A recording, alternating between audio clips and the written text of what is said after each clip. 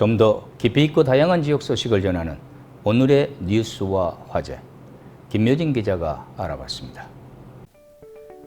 화순군이 오는 23일부터 31일간 화순읍 남산공원 방문 사전예약제로 운영한다고 전했습니다.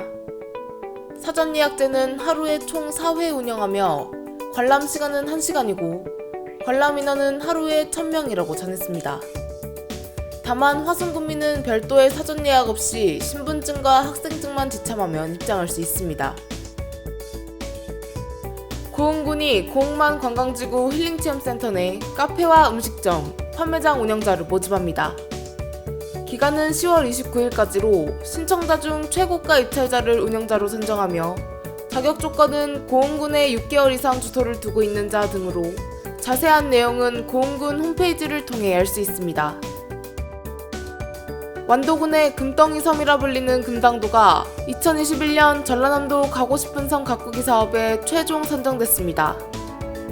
금당도는 내년부터 5년간 매해 10억 원의 사업비를 투입해 마을 경관 개선과 생태복원, 문화관광 자원개발 등 특색있고 차별화된 콘텐츠를 발굴해 가장 가고 싶은 섬으로 가꾸어 나갈 계획입니다. 명량대첩의 현장, 해남 우수영 울돌목을 가로지르는 해상 케이블카가 내년 하반기에 개통합니다.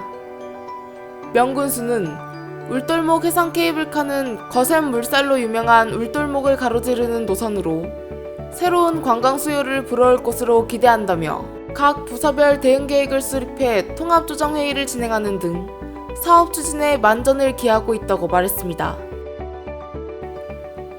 광주 군공항 이전 유력 후보지로 거론되는 전남 무안군의 주민 10명 중 7명이 군 공항 이전을 반대하는 것으로 나타났습니다. 군 공항 이전에 반대하는 가장 큰 이유로는 소음 피해를 꼽았으며 광주 군 공항이 이전하려면 대상 후보 지역 주민들의 동의가 필수여서 이처럼 반대 여론이 지속된다면 군 공항 이전 사업에 난항이 있을 것으로 예상됩니다.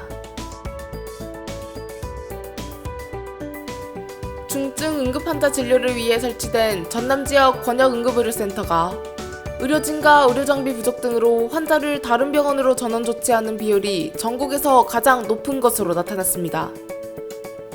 김원희 의원은 중증 응급환자들의 골든타임을 책임져야 할 권역응급의료센터의 환자 전원 문제가 심각하다며 지방의 경우 전문의 부족으로 응급 상황에 더 취약한 점이 확인된 만큼 대책이 필요하다고 지적했습니다. 목포시가 저출산 극복을 위해 난임 부부에 대해 적극적으로 지원한다고 전했습니다. 지원 대상은 목포시에 주소를 두고 혼인신고가 완료된 부부 중 1년 이상 임신이 되지 않은 경우이며 지원은 난임 시술비 최대 90만원, 진단검진비 최대 30만원, 난관보건수술비 최대 100만원, 정관보건수술비 최대 50만원까지로 수술 전 검사 비용과 수술 후 약제비까지 지원이 가능합니다.